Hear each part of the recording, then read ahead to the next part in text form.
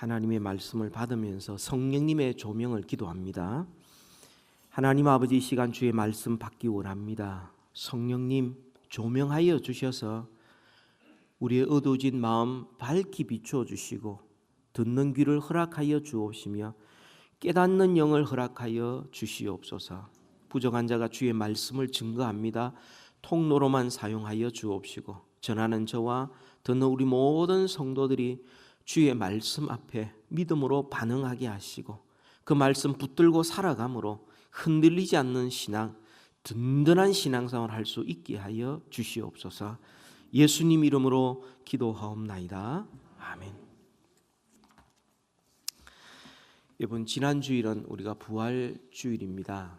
연합 예배로 드리면서 우리 할아버지, 조부모님, 부모님, 자녀들이 이 3대가 한자리 함께 예배드리는 그 기쁨을 우리가 누렸고, 또 성례식을 통하여서 우리가 한 아버지를 모시고 한 믿음 안에 한 가족 된 것과 또 예수 그리스도의 살과 피를 같이 먹는 한 식구인 것을 우리가 함께 기뻐했습니다. 부활이 주는 기쁨이었습니다.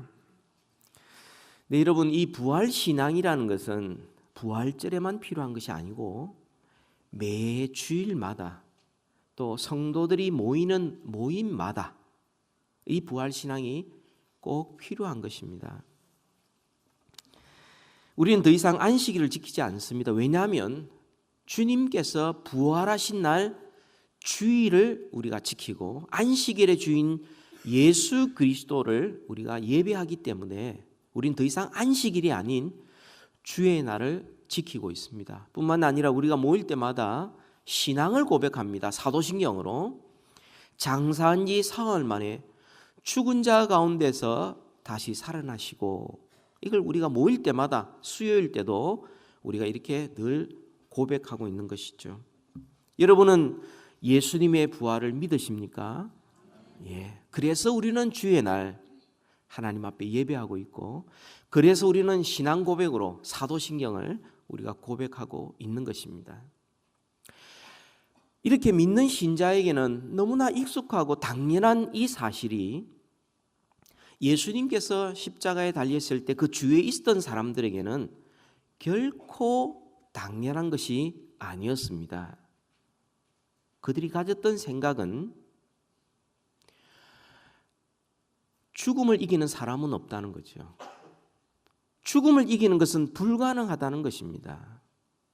이게 그들만의 생각이었습니까? 온 세상 모든 사람들의 공통적인 상식입니다. 죽음은 끝이에요. 무덤에 묻히면 그거로 끝입니다. 그런데 이 죽음에서 살아난다는 건 그건 도무지 받아들일 수 없는 겁니다. 합리적인 생각, 또 이성적인 사고, 또 상식적인 생각을 하는 사람이라면 죽음을 이긴다, 죽은 지 3일 만에 다시 살아날 수 있다, 그건 불가능하다.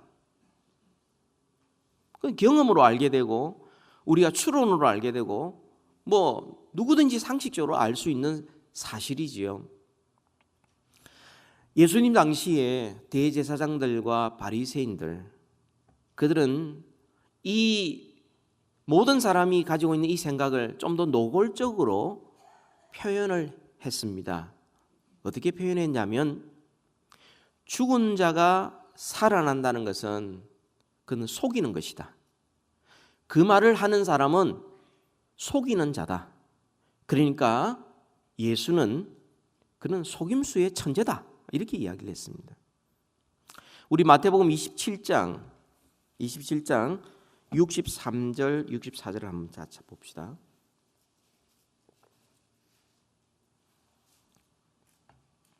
마태복음 27장 63절. 대제사장들과 바리새인들이 예수님이 묻히시고 난 그 다음 날 빌라도에게 모여가지고 했던 말입니다. 주여, 저 속이던 자가 누구를 가리키죠? 예수님을 향하여 가리킵니다. 살아있을 때 말하되 내가 사흘 후에 다시 살아나리라 한 것을 우리가 기억한다. 그러니까 속이는 거예요. 그러므로 명령하여 그 무덤을 사흘까지 굳게 지키게 하소서. 그의 제자들이 와서 시체를 도둑질하여 가고 백성에게 말하되 그가 죽은 자 가운데서 살아났다 하면 후의 속임이 전보다 더 클까 하나이다 하니. 그 빌라도가 너희들에게 경비병이 있지 않느냐? 힘껏 경비해라. 그래서 경비병이 세워진 것입니다.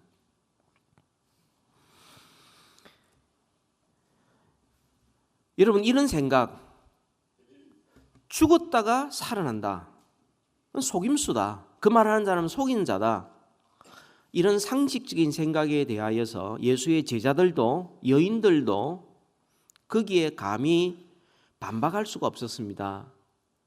묵인할 수밖에 없었습니다. 당연히 그러려고 생각했지요. 그런데 오늘 본문에서 28장에 들어서면서 정말 놀라운 말씀을 우리에게 하고 계십니다. 예수님이 죽었다가 3일 만에 다시 살아나셨다는 사실입니다. 죽음을 이기셨다는 겁니다. 죽은 자가 살아나는 것이 그 가능성이 아니라 이건 틀림없는 사실이라는 거예요. 오늘 본문 성경 말씀은 우리에게 그 말씀을 하고 있습니다. 여러분, 기독교가 이 부활 사건 때문에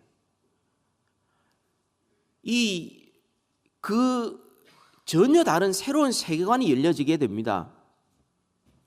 우리가 사는 이 제한된 시간, 이 제한된 시간이 아니라 우리는 죽음 이후가 진짜다. 기독교는 그것을 우리가 믿는 것이고, 또 정말 죽은 자가 부활한다, 이것이 사실이냐? 그렇다면 기독교에만 구원이 있는 것이고, 그게 만약에 사실이 아니라면 기독교는 사기치는 것이다. 그러니까 기독교는 어중간하게 믿는 종교가 아닙니다.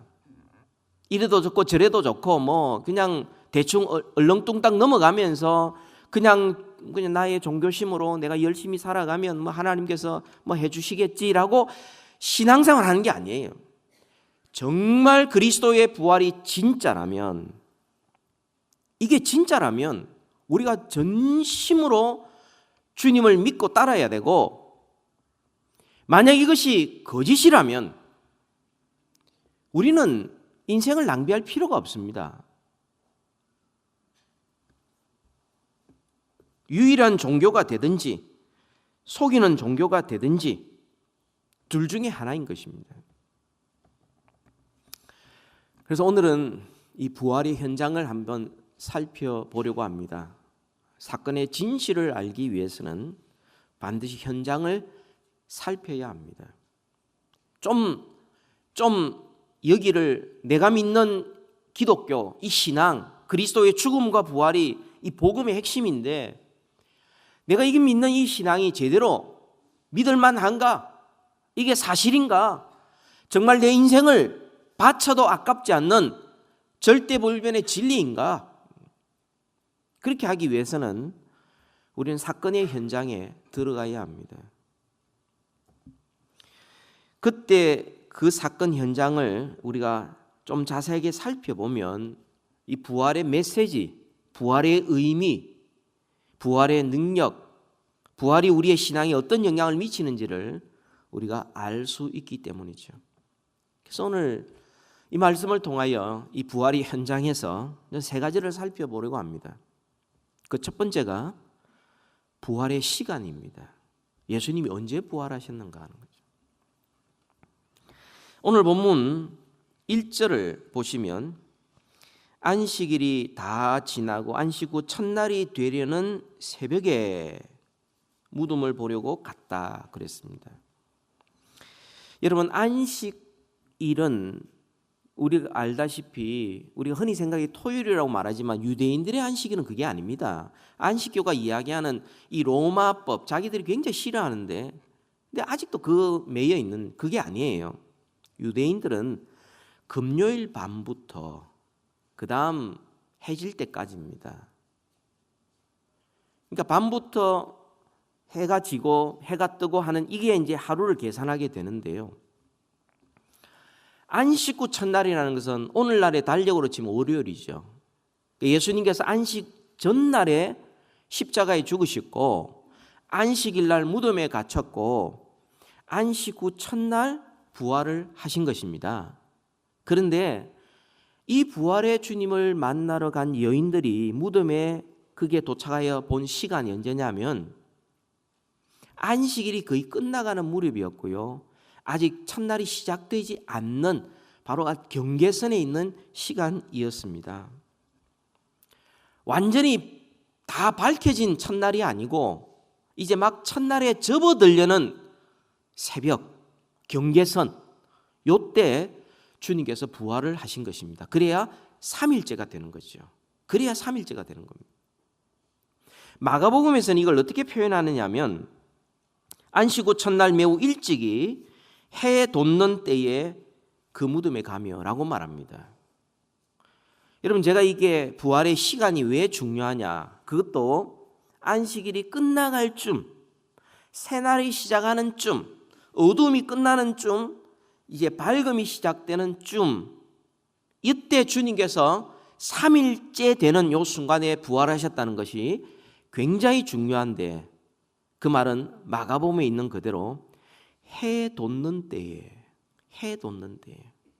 성경은 우리에게 예수 그리스도의 부활은 마치 해가 떠오르는 것 같다, 그렇게 우리에게 말씀해 주고 있습니다. 그거로 비유하죠. 여러분, 온 세상이 캄캄하다가 해가 떠오르면 온 세상이 밝아집니다.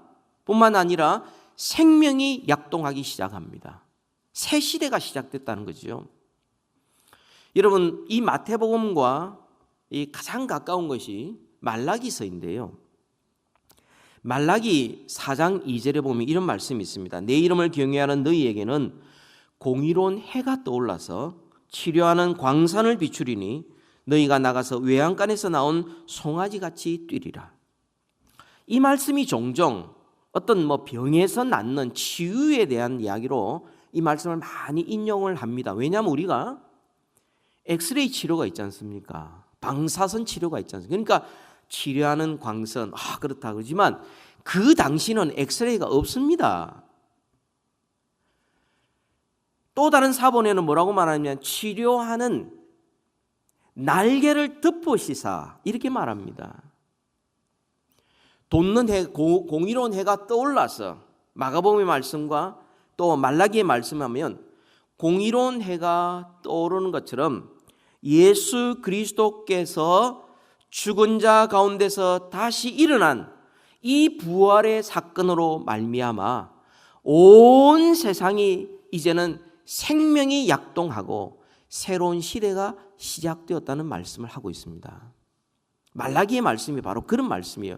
말라기서의 앞뒤 본문의 말씀이 그런 말씀. 여호와의 날이 이르렀는데 크고 두려운 날인데 하나님의 심판을 피할 수가 없는데 여호와를 경외하는 너희들에게는 공의로운 해가 떠올라서 치료하는 광선을 바라고 치료한 날개로 덮어서 너희들이 외양간에서 나오는 송아지같이 이제 막 태어나가지고 생명의 즐거움을 누리는 이 송아지같이 막 뛰어놀 것이다. 이 부활의 능력과 기쁨과 새 생명을 누리게 될 것이다. 그 말씀을 하고 있는 거죠.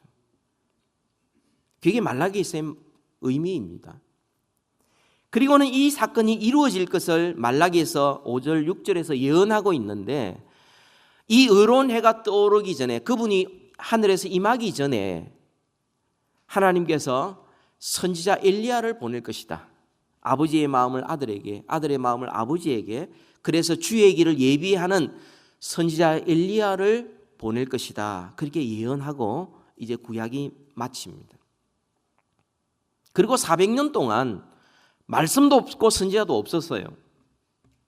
그리고는 하나님께서 보내신 엘리야 같은 선지자가 있었습니다. 누구죠? 세례 요한입니다. 아시지 않습니까? 네.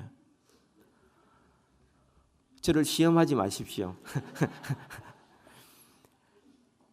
세례 요한이 왔어요. 세례 요한이 태어났을 때 그의 부친 사가랴가 그의 입술이 풀렸을 때 주를 찬양하면서 이런 예언을 합니다. 우리 성경을 찾아봅시다. 누가복음 1장.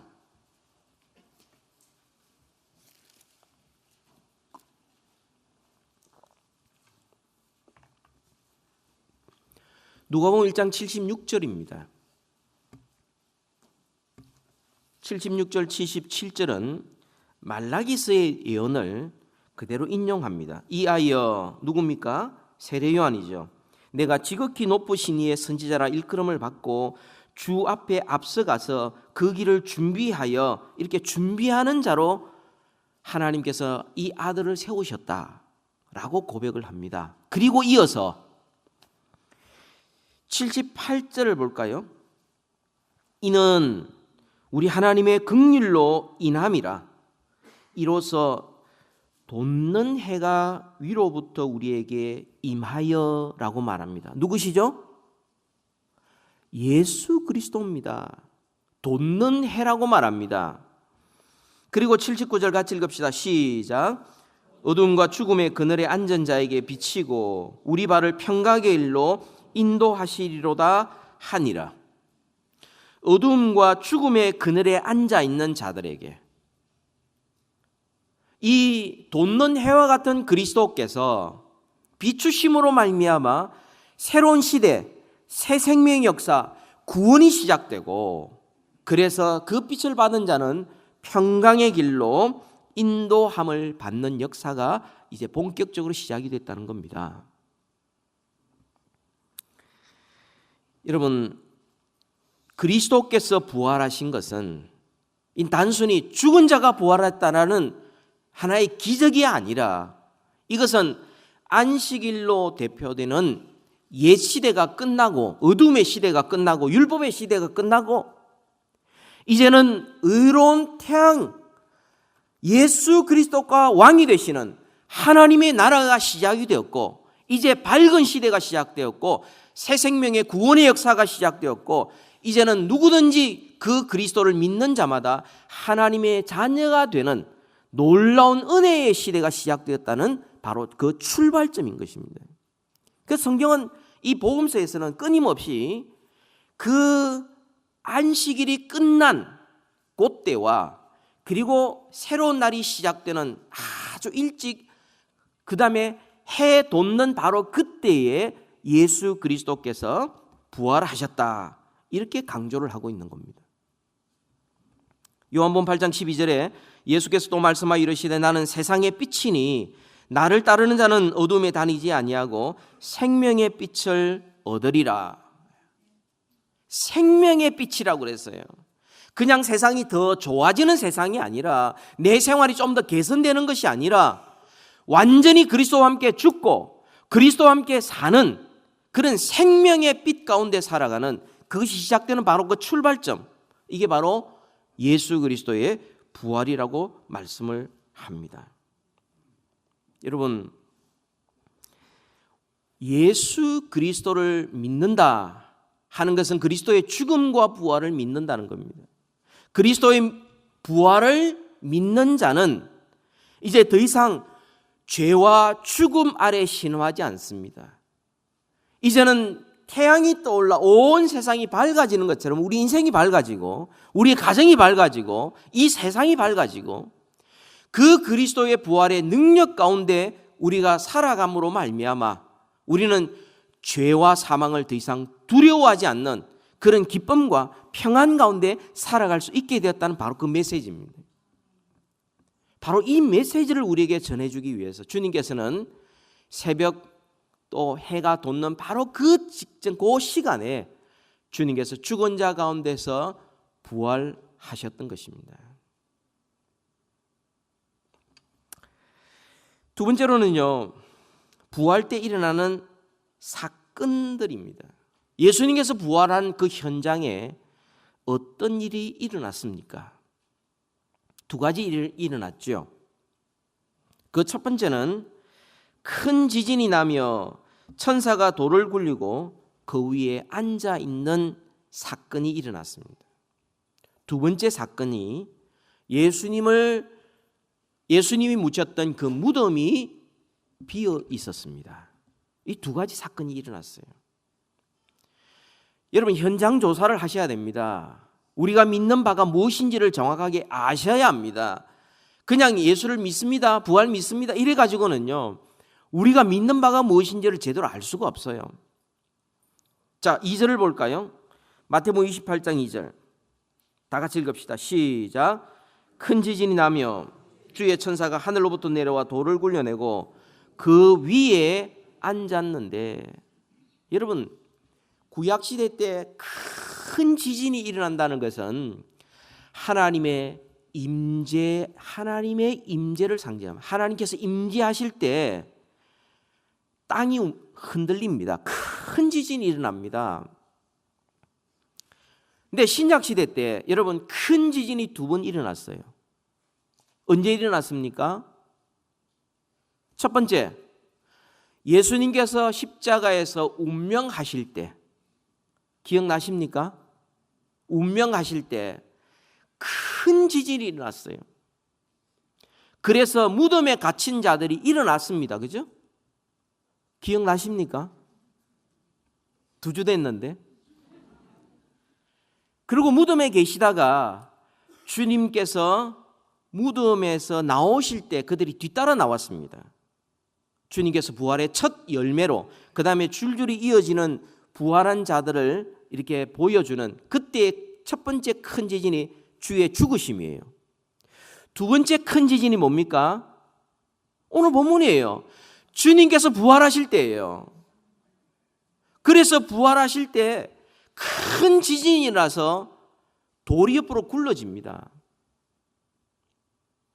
여러분, 큰 지진은 하나님의 초자연적인 개입하심인데, 그 말은 뭐냐면 큰 지진이 일어나서 죽은 자가 살아나는, 그리스도께서 죽으실 때, 그리스도께서 부활하실 때 이 사건은 더 이상 이 세상에는 죽음의 원리가 더 이상 적용되지 않는다는 의미입니다.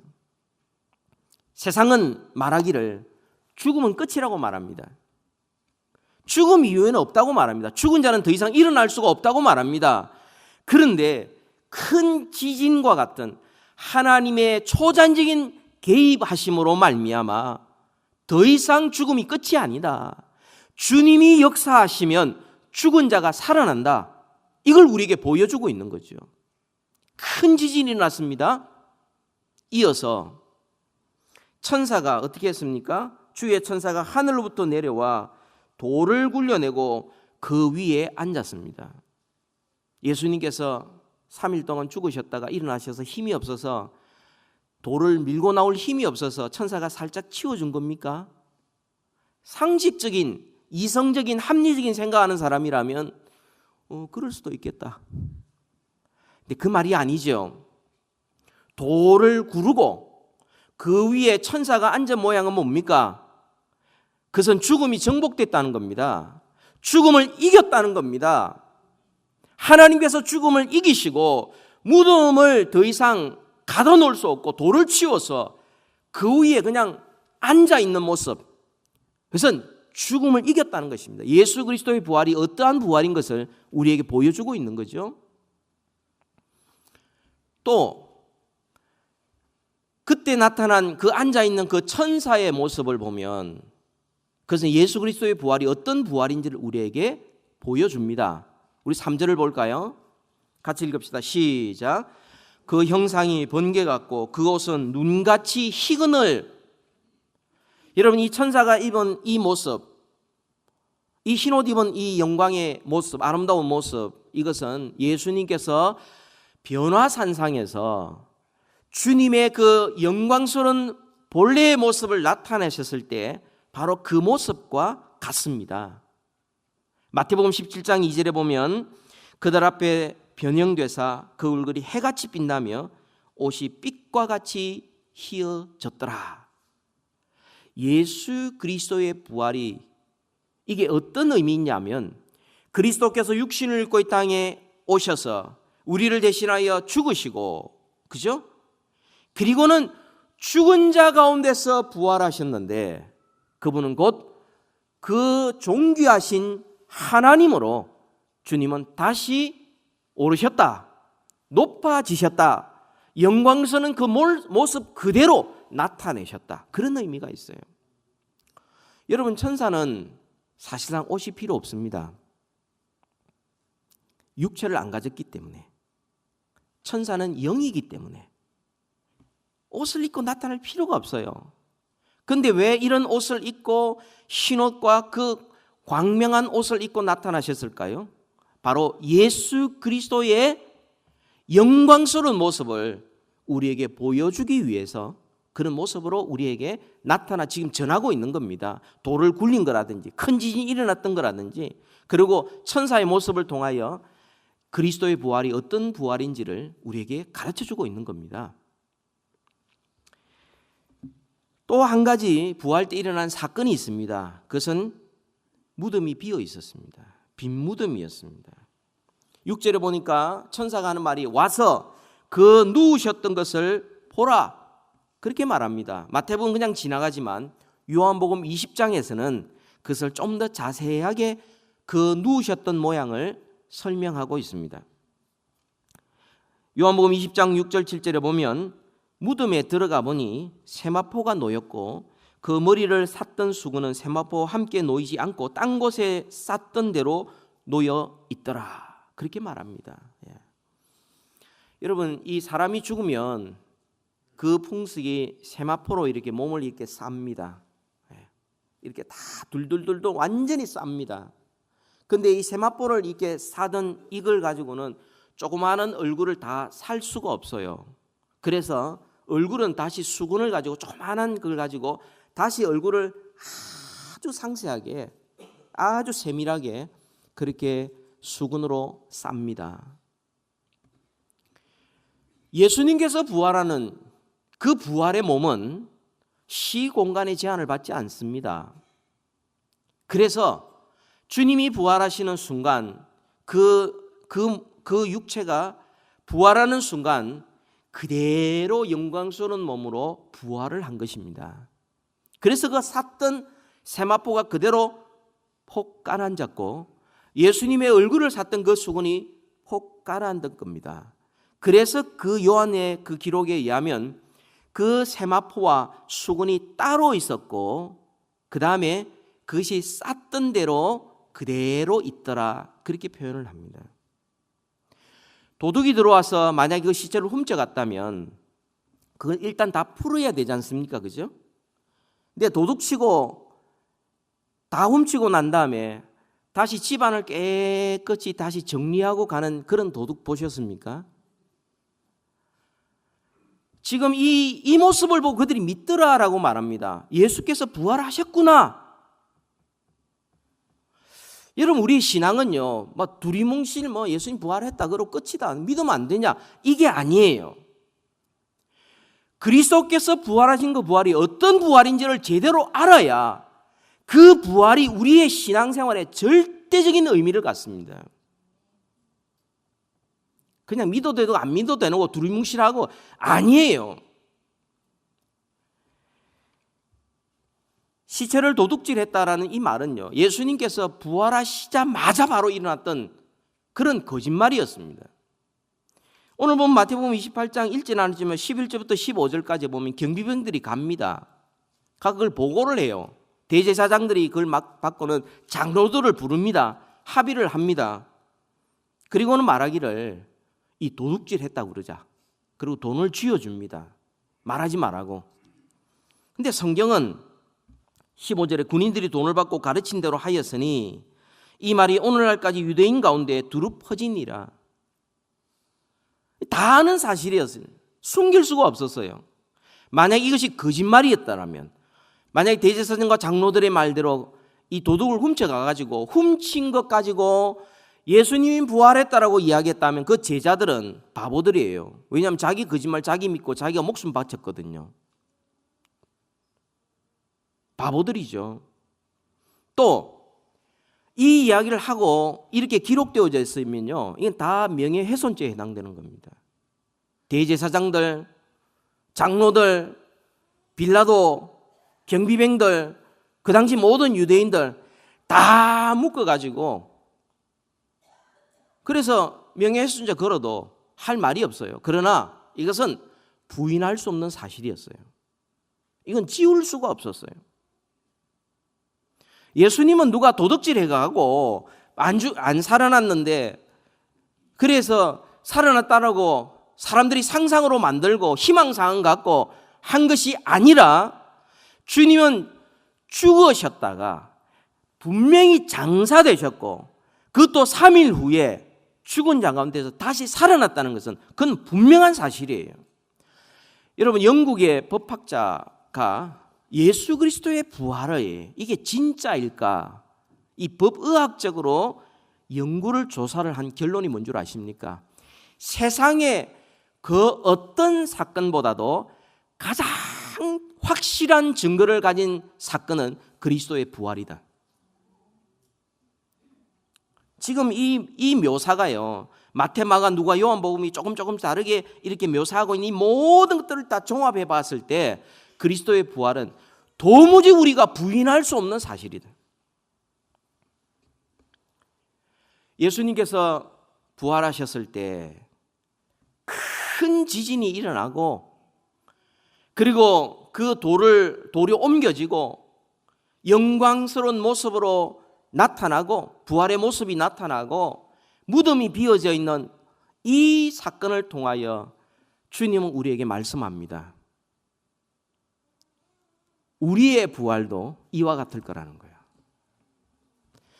주님께서 다시 오실 그때에 온 세상은 뜨거운 불로 다 헤쳐지고, 온 세상은 하늘과 땅이 다 흔들릴 것이고, 자연 법칙은 다 없어질 것이고, 영광의 주님이 다시 오셨을 때 우리는 죽은 자 가운데서 부활하는데, 썩을 몸이 썩지 아니할 몸으로, 약한 몸이 강한 몸으로, 부끄러운 몸이 영광스러운 몸으로 우리가 바뀌어 부활할 것이고, 그리고 우리의 무덤은 더 이상 필요가 없게 될 것이다.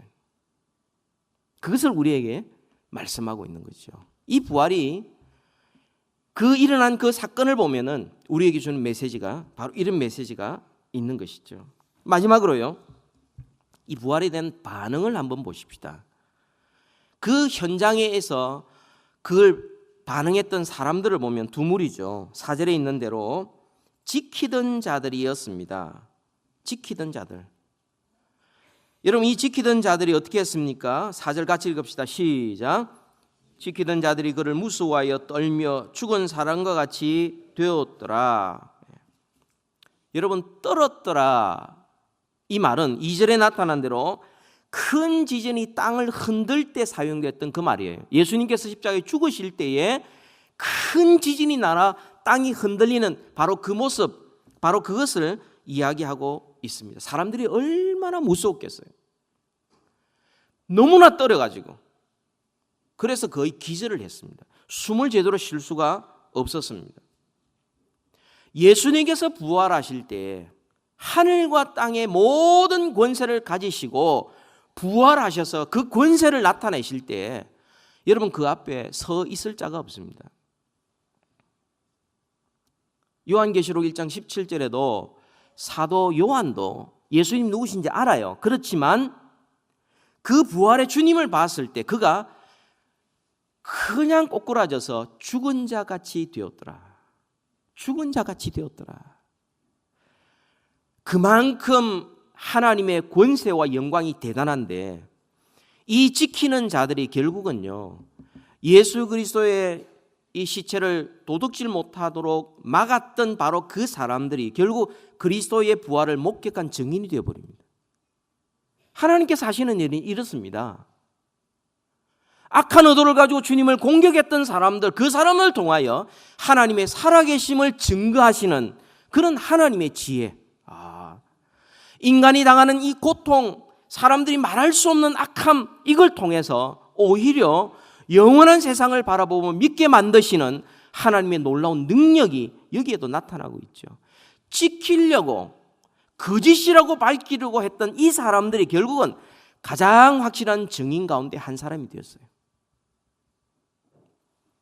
여러분, 죽은 자 같이 그 앞에 엎드려서 두려워 떨고 있는 이 모습은 부활하신 주님 앞에 주님을 믿지 않는 온 세상의 권세가 그 앞에 무릎 꿇고 그 앞에 두려워 떠는 모습을 우리에게 보여주고 있습니다. 이게 현실입니다. 우리는 지금 그것이 일어나고 있는데 우리가 지금 우둔하여 다 깨닫지를 못하고 있는 겁니다. 언제 우리가 다 알 수 있느냐? 주님 다시 오실 그때, 영광의 주님, 살아계신 그 주님 앞에 모든 주님을 믿지 않는 모든 사람들이 그 앞에 죽은 자같이 될 것이고, 내게서 떠나라는 그 말씀 앞에 그들은 슬피 울며 지옥에서 영원토록 고통을 당하게 될 것입니다. 그걸 지금 보여주고 있는 거예요. 또 이 부활에 대한 반응이 여인들이 나타납니다. 여인들이죠. 5절부터 10절까지 해서 여인들이 나타납니다. 여인들의 반응이 뭐죠? 이 여인들이 8절에 보면 무서움과 큰 기쁨이었어요. 그 다음에 빨리 무덤을 떠다 제자들에게 알리고 다름질이었어요. 그 다음에 9절에 보면 예수를 만나고 난 다음에 여자들이 그 발을 붙잡고 경배했다, 그렇게 말합니다. 여인들의 반응이 무서워했다, 이게 놀랍고 두려운, 이게 경외하는 것과 큰 기쁨과, 그 다음에 소식을 알리려고 다름질하는 것과, 그 다음에 그 앞에 무릎 꿇고 경배하는 것이었습니다. 여러분 한번 상상해 보십시오. 이 여인들 0.00001%라도 죽은 자가 다시 살 것이라고 생각조차 못했습니다. 죽으면 끝이지.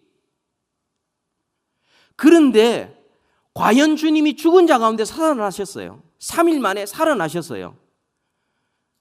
얼마나 놀랬겠습니까? 얼마나 기뻤겠습니까? 여러분, 이전과 똑같을 수가 없었어요. 전하라는 말을 듣고는 막 다름질했어요. 여자들이 그 당시에 이렇게 옷을 입고 이렇게 뛰어다니는 그런 여자들 없습니다.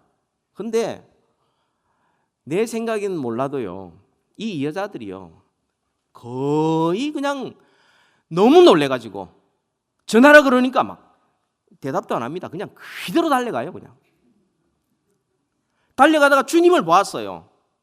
그 발 앞에 엎드려 경배했어요. 주님이 부활하신 것은요, 영으로만 부활한 거 아니에요. 그 발 앞에 엎드린 거, 예수님이 발이 있다는 얘기예요.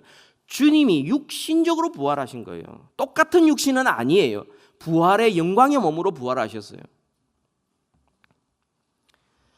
이 세상에서 들을 수 없는 가장 놀라운 소식을 들었는데 이 여인들이 아무렇지도 않았겠습니까? 아무런 감동도 없고 가서 전해라 그럴 때 예, 알았어요. 가서 전할게요. 이랬겠습니까?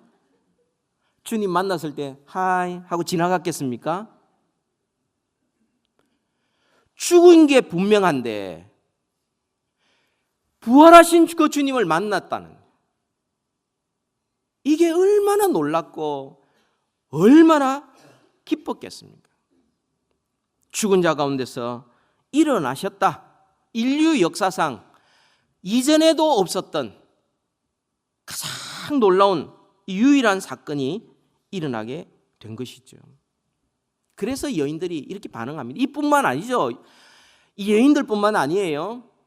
고린도서 15장 우리 다음 달에 우리 살펴보는데 그 15장에 보면 주님이 베드로에게도 나타나셨고 12제자에게 나타나셨고 500여 형제에게 나타나셨고 예수님의 형제인 야고보에게 나타나셨어요. 야고보는 그때까지 믿지 않았어요. 나중에 부활하신 주님을 만나고 난 다음에 믿는 자가 되었어요. 그리고 사도 바울에게도 만났어요. 뿐만 아니라 우리는 수많은 증인들을 가지고 있습니다. 증거들을 가지고 있습니다. 여러분, 예수님이 부활하셨다. 우린 전혀 낯설지가 않아요. 어색하지도 않아요. 부활하신 소식은 이상하지도 않습니다. 오히려 고맙습니다. 오히려 기쁩니다. 네, 여러분, 이 부활의 소식을 우리가 익숙하게 듣고 고맙고 감사할 수 있는 것은 예수님께서 부활하심으로 말미암아 그 부활의 능력으로 우리를 죄와 사망에서 일으킬 것을 우리가 믿기 때문이고, 예수님의 부활은 예수님만의 부활이 아니라 예수를 믿는 모든 자의 부활을 확정하셨기 때문에 우리는 기쁜 것이고, 예수님의 부활을 통하여서 우리는 정말 우리의 구원, 우리의 부활도 예수님 안에 있음을 우리가 믿기 때문에 이 부활의 소식이 우리의 기쁨이 되고 우리에게 능력이 되고, 이 소식을 우리가 전하고 싶고 또 부활하신 주님과 함께 살고 싶은 것이죠. 여러분, 예수를 믿는다는 것, 이 의미는 예수의 부활을 믿는다는 의미와 더하여 예수를 믿는 우리가 부활한다는 것을 믿는다는 것입니다. 여러분, 믿는다는 것은요, 우리가 뭔가 만지고 보고 확인하고 검사해가 확정해서 믿는 것이 아니에요. 믿는다는 것은 우리에게 전해준 사람이 믿을만 하기 때문에 그것을 사실로 받아들이고 인정하고 믿는 것입니다. 여러분, 바다의 최고의 깊이가 얼마나 되는 줄 아십니까? 바다의 최고의 깊이. 바다의 가장 깊은 이 깊이는 11,034m입니다. 11,034m입니다. 그러면 이 지구의 땅의 가장 높은 에베레스트 산의 최고의 높이가 얼마나 되는 줄 아십니까? 그것은 8,848m입니다. 여러분, 이 사실은 모든 과학자들이 다 믿는 것입니다. 우리도 그걸 그대로 믿습니다. 그죠? 여러분이 어떻게 믿습니까? 여러분 직접 가서 재어보셨어요? 예? 바다 밑까지? 히말라야 산 위까지? 그래서 여러분이 믿으시는 겁니까? 뭐 그걸 다 떠나서 그냥 히말라야 산을 바다에 던지면 히말라야 산이 바다에 다 잠긴다, 여러분 믿으시죠? 어떻게 믿는 겁니까? 그것을 검사하고 재보고 그것을 우리에게 보고한 그 사람들을 신뢰하기 때문에 그것을 사실로 받아들이고 믿는 것이죠. 여러분, 예수를 믿는다는 것은 그런 겁니다. 내가 직접 현장에 가거나 내가 직접 환상을 통하여 꿈에 내가 직접 만나서 믿는 게 아니에요. 성경 말씀을 통하여 수많은 증인들과 증거들을 통하여 우리에게 전해졌을 때 그것이 믿을만 하기 때문에 믿는 것입니다. 그럼 안 믿는 사람은요?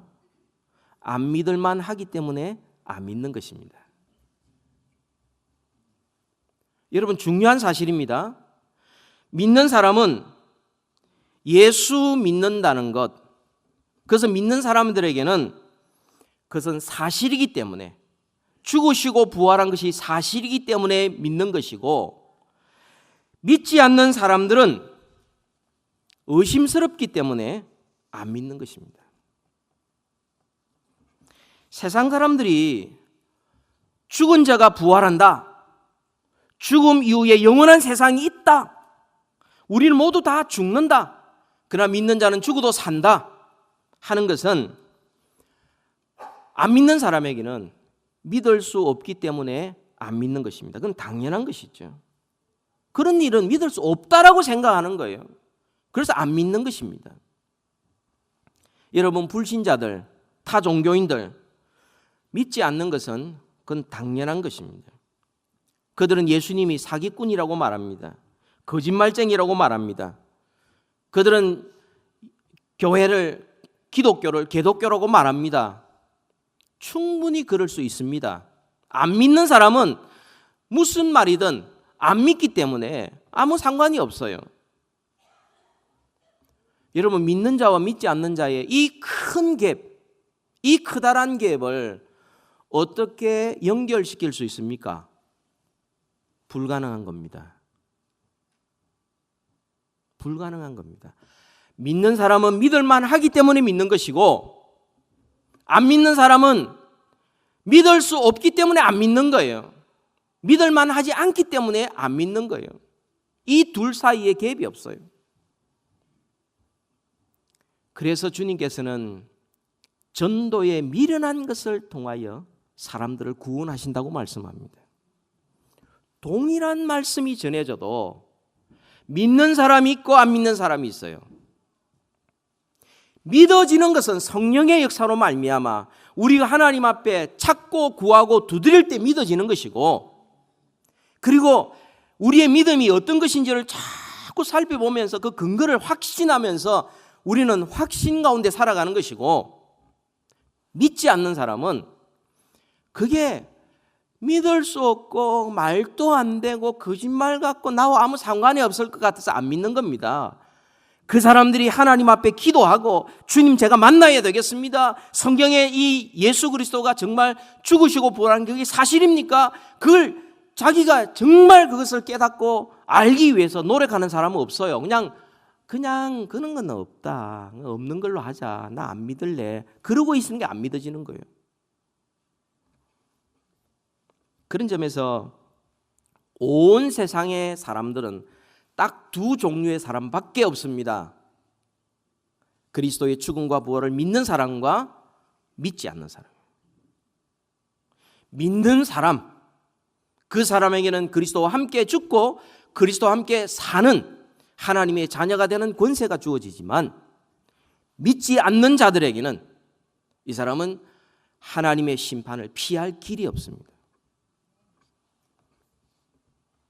여러분, 그리스도인들이라는 것은 그리스도의 죽음과 부활을 믿는 사람들이고요. 그리스도인이라는 것은 그리스도의 부활에 비추어서 나의 신앙을 확인하고 깨닫고 확신하는 사람입니다. 여러분,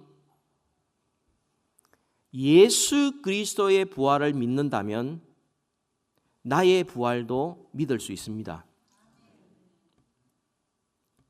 여러분이 그리스도의 부활을 분명히 믿는다면 여러분 더 이상 죄와 사망의 종로로 하지 않아도 됩니다. 여러분이 정말 부활의 신앙이 있다면 우리는 이 세상이 전부가 아닌 영원한 세상이 곧 우리에게 주어진다는 것을 우리가 믿고 신앙생활을 할 수가 있습니다. 부활의 신앙이 있다면 우리는 주님을 섬기되 우리는 대충 적당히 섬기지 않을 겁니다. 열심을 품고 주를 섬기게 될 것입니다. 부활의 신앙이 있다면 세상의 어려움과 고난이 닥친다 할지라도 우리는 부활의 그 기쁨이 주는 그 기쁨으로 우리는 그런 모든 문제를 헤쳐나갈 수가 있게 될 것입니다. 우리가 부활의 신앙이 있다면 우리는 주님을 더 사랑하게 될 것이고 더 사모하게 될 것입니다. 여러분, 우리 가운데 이 부활의 신앙을 갖지 못한 분이 있다면 여러분의 삶을 좀 더 진지하게 살볼 필요가 있습니다. 대충 적당하게 부활이 있어도 되고 없어도 되는 것이 아닙니다. 부활은 우리의 신앙의 기초요, 절대 필요한 것입니다. 또한 여러분들이 부활의 신앙을 믿는다면 그 내용이 무엇인지를 여러분 분명히 알며 신앙생활을 해야 합니다. 부활이 우리의 삶에 어떤 영향을 미치고 그 부활로 말미암아 우리가 어떻게 살아야 되는지.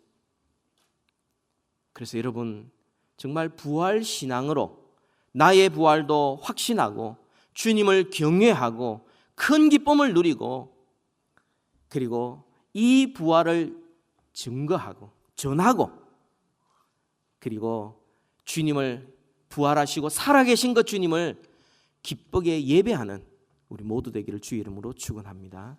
기도하십시다.